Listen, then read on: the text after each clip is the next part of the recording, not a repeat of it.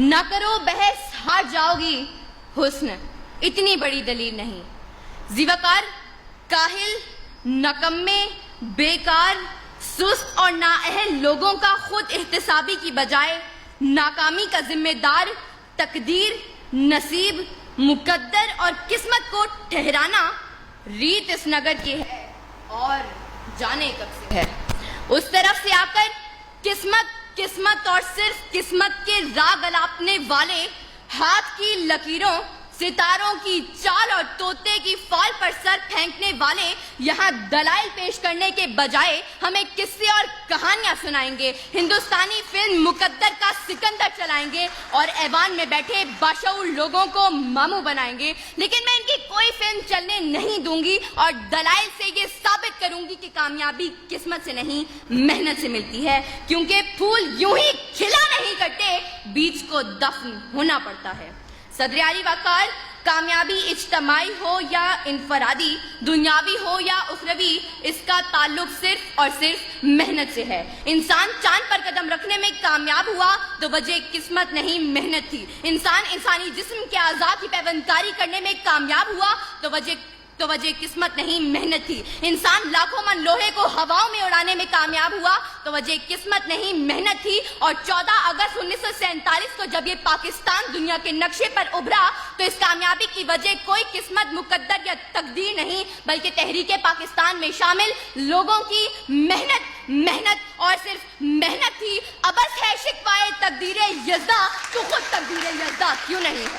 صدر اعلی وقار، اس طرف سے آ کر ایڑیاں اٹھا کر اچھل کود کرنے والے ان قسمت کے ماروں کو بتاتی چلوں کہ تلاش رزق میں نکلنے کے بجائے کسی منوسلوا کے اترنے کے انتظار میں بیٹھنے والے آج کامیاب نہیں بلکہ ناکام ہیں۔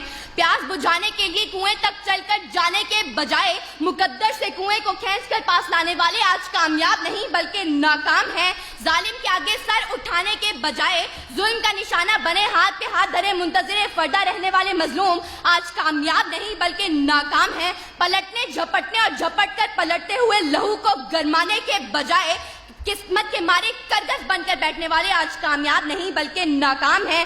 سر اٹھے تو صحیح ظلم کے سامنے، تبھی ظالم کا وقت حساب آئے گا اور تبھی غریبوں کے دربار میں ہاتھ جوڑے ہوئے ہر نواب آئے گا، انقلاب آئے گا، انقلاب آئے گا۔ صدر اعلی